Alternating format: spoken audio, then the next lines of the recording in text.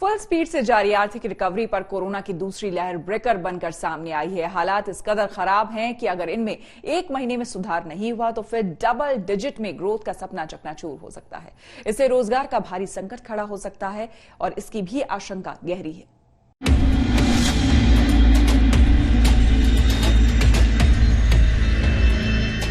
देश को कोरोना की दूसरी लहर ने अपनी गिरफ्त में ले लिया है। इसके चलते तमाम राज्यों में नाइट कर्फ्यू और वीकेंड लॉकडाउन लगाए गए हैं। इन कदमों से आर्थिक गतिविधियों पर असर पड़ना तय है। इससे इकोनॉमी की रिकवरी में भी कमी की आशंका बढ़ गई है।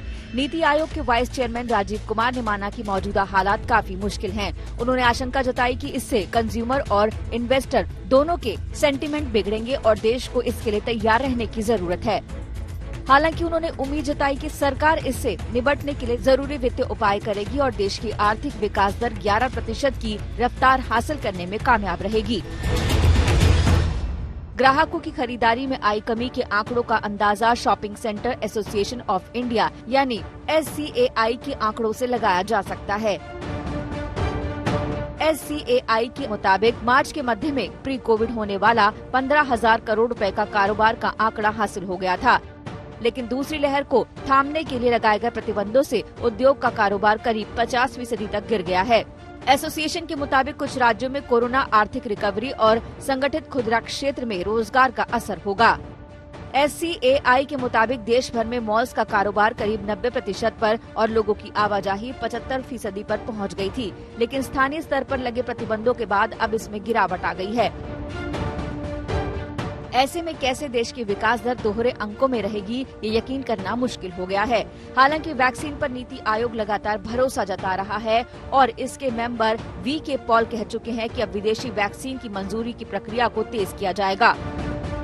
इम्यूनो ब्रिजिंग ट्रायल है वो चलता रहेगा, वो अपनी जगह, जो सेफ्टी की वॉच होगी वो अपनी जगह, लेकिन वैक्सीन का इस्तेमाल और स्केल अप देश में हो सकेगा। ट्रायल को हटाने से जो एक रेगुलेटरी लंबा प्रोसेस था उसको हटाने से इसमें तेज गति आएगी। जो वैक्सीन बाहर ऐसे बन चुके हैं, रेगुलेटर्स ने अप्रूव किए हुए हैं, वो अब इन अ वे इमीडिएटली हमारे देश में उपलब्ध हो सकते हैं। वैक्सीन के सबको लगने तक अर्थव्यवस्था को काफी नुकसान हो सकता है। ऐसे में ये 11% यानी डबल डिजिट ग्रोथ को हासिल करना थोड़ा चुनौतीपूर्ण हो गया है। कहा जा रहा है कि अगर कोविड से बने हालात एक महीने में काबू कर लिए जाते हैं तो ही डबल डिजिट ग्रोथ की उम्मीद बढ़ेगी। फिलहाल तो अलग अलग रेटिंग एजेंसियों ने 2021-22 में GDP ग्रोथ के अनुमान में 0.2 से 1% तक कम रहने के आसार जताए हैं। सबसे बुरे हालात होने पर विकास दर घटकर 8% तक रहने की आशंका है। अलग अलग एजेंसियों ने अनुमान में जो गिरावट की, अगर उस पर नजर डालें तो HDFC बैंक ने 2021-22 की विकास दर का अनुमान 1% घटा दिया है।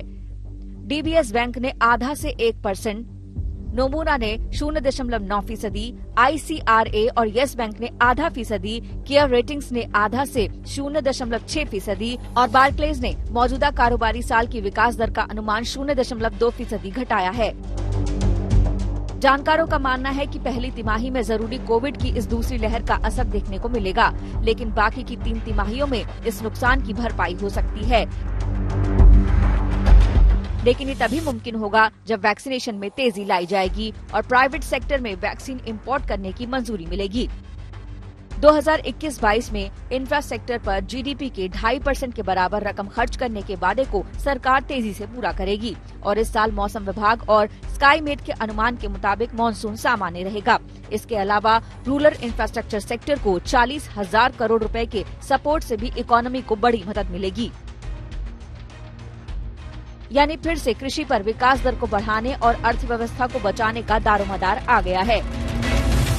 अगर सरकार वैक्सीनेशन में तेजी लाए और प्राइवेट प्लेयर्स को भी वैक्सीन इंपोर्ट करके, जैसे बाकी वैक्सीन्स का है कि इंपोर्ट करके बाकी लोग भी मार्केट में वैक्सीन लगाना शुरू कर सकें, तो तेजी से जब वैक्सीन लगेगी तो जल्दी से इस महामारी पर काबू पाया जाएगा और पहली तिमाही जो हमारी इफेक्ट होने वाली है, इसका घाटा हम बाकी जो 3 तिमाही है उनमें पूरा कर सकते हैं, क्योंकि मौसम विभाग ने पहले ही कहा है कि मानसून इस साल सामान्य रहने की उम्मीद है। इस बार का जो लॉकडाउन हो उसमें गवर्नमेंट कुछ चीजों का ध्यान रखे ताकि इंडस्ट्री को कम से कम नुकसान हो। जैसे गवर्नमेंट आज के समय के अंदर PLI स्कीम लेके आई है या इंफ्रास्ट्रक्चर के ऊपर काफी ज्यादा पैसा खर्च करने की गवर्नमेंट बात कर रही है, तो इस तरह की स्कीम्स को तेजी से आगे बढ़ाया जा सके ताकि अगर लॉकडाउन लगता भी है तो उसका कम से कम इफेक्ट इंडस्ट्री के ऊपर आए। इसके अलावा मैं ये भी कहना चाहूंगा कि लॉकडाउन सिर्फ सोल्यूशन नहीं है। लॉकडाउन के अलावा हमें वैक्सीनेशन के ऊपर भी पूरा ध्यान देने की जरूरत है। वैक्सीनेशन हम इंपोर्ट कर सकते हैं। सर्विसेज सेक्टर की ग्रोथ इस वक्त सरकार की सबसे बड़ी चुनौती बन गई है। वीकेंड लॉकडाउन और नाइट कर्फ्यू ने हॉस्पिटैलिटी सेक्टर के कारोबार की सांसें उखाड़ दी हैं। पूर्ण लॉकडाउन लगाने की आशंकाओं के बीच उद्योग संगठन फिक्की ने भी 25 राज्यों के मुख्यमंत्रियों से अपील की है कि वो लॉकडाउन न लगाएं। अब तो यही उम्मीद है कि इस दूसरी कोरोना लहर का पीक जल्द आकर खत्म हो जाए और देश की अर्थव्यवस्था में तेजी बरकरार रहे। आज तक ब्यूरो।